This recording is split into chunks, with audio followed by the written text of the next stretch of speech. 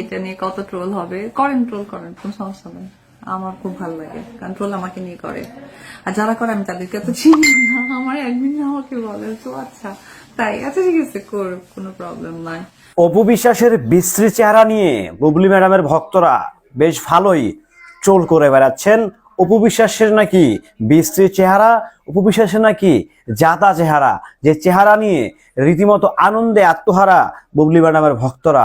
আপনাদেরকে বলতে চাই, আপনারা কি জানেন আপনাদের নায়িকা চেহারা কেমন?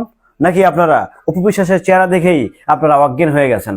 হ্যালো এভরিওয়ান, আসসালামু আলাইকুম। শিমুল আছি আপনাদের সঙ্গে।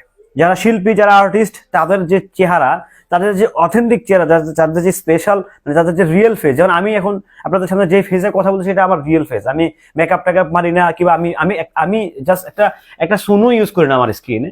আলহামদুলিল্লাহ, আল্লাহ পাকের দেওয়া যে দানটা আল্লাহ পাক করেছে আমার ফেসে, সেটাই। তো এখন আমার কথা হচ্ছে যে অপু বিশ্বাসের কালকে লাইভ থেকে নিশ্চয়ই ওনার চেহারাতে, ওনার স্কিনে লাল লাল কিছু দাগ আপনারা দেখেছেন। সো সেই দাগটা নিয়ে অনেক অনেক আমি গালি দিব না, আমি গালি দেওয়া ছেড়ে দিয়েছি। অনেক ভদ্রলোকের বাচ্চারা খুব দুরন্ত ভাবে বলা শুরু করেছেন, অনেকেই নানা রকম ভাবে স্টেটমেন্ট দেওয়া শুরু করেছেন। তাদেরকে বলতে চাই, বাংলাদেশের কোনো আর্টিস্টের চেহারাই ভালো না। মেকআপ মারতে মারতে মারতে মারতে মারতে মারতে স্কিনটা জ্বালিয়ে দিয়েছে। তো সেই জায়গা থেকে অপু বিশ্বাস, তো আমি মনে করি টানা 20 বছর ধরে সে মেকআপ মারতেছে, তার চেহারা শত গুণে ভালো আছে, হাজার গুণে ভালো আছে। আর অপু বিশ্বাসকে নিয়ে আপনাদের এত জ্বালা পোড়া কেন ভাইয়ারা? কেন আপনাদের এত জ্বলে? কি কারণে আপনাদের এত চুলকায়? কি কারণে আপনাদের এত লারে? কারণ অপু বিশ্বাস তো কাউকে খোঁচা মারে নাই, অপু বিশ্বাস তো কাউকে ছোট করে নাই, অপু বিশ্বাস তো কাউকে ছোট করে ইন্ডিকেট করে কথা বলে নাই। তাহলে আপনাদের এত চুলকানি কেন? আপনাদের এত জ্বলছে কেন? জলে কি মানে অপু বিশ্বাসের জনপ্রিয়তার জন্য আপনাদের খুব জ্বলতেছে, নাকি তীব্র শীতে কথা বলার জায়গা পাচ্ছেন না, তীব্র শীতে চুলকানোর জায়গা পাচ্ছেন না, সে আয়া চুলকে যাচ্ছেন অপু বিশ্বাসকে?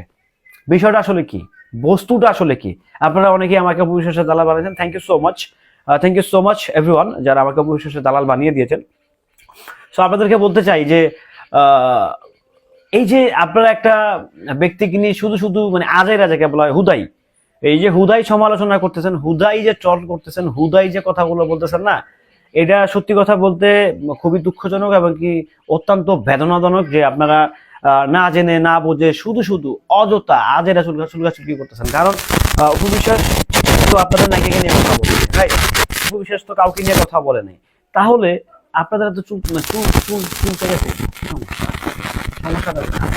আপনারা অনেকেই বলেন যে না শিমুল ভাই আপনি ঠিক আছে, আপনি সিনেমা নিয়ে কথা বলেন, সিনেমার আপডেট দেন, সিনেমার আপডেট দেন, ডেফিনেটলি সিনেমা নিয়ে কথা, সিনেমার আপডেট দেন না কেন? অন্য সিনেমা নিয়ে কথা বলতে আমার আপনাদের চলে, তাহলে সিনেমার আপডেট দেন, কথা বলি, সমস্যা নাই তো, তাই না? তো এখন আমার কথা হচ্ছে যে অপু বিশ্বাস উনি কি করবেন, উনি কি না করবেন, ওনার চেহারা কেমন সেটা তো আপনাদের জেনে না। আপনারা আপনাদের নাকি কিনে গর্ব করেন, আমরা অপু বিশ্বাস কিনে গর্ব করি, দ্যাটস ইট, তাই না? ভাই নিজের খায়া বনের মোষ টানানোর কোনো দরকার নাই, কোনো প্রয়োজন নাই। আমি যেটা মনে করি প্রয়োজন নাই, একেবারেই প্রয়োজন নাই, একেবারেই প্রয়োজন নাই। কারণ হচ্ছে কি, অপু বিশ্বাস তো অপু বিশ্বাসী, তার নখের কাছে আপনাদের নায়িকা আসতে পারবে? পারবে আসতে?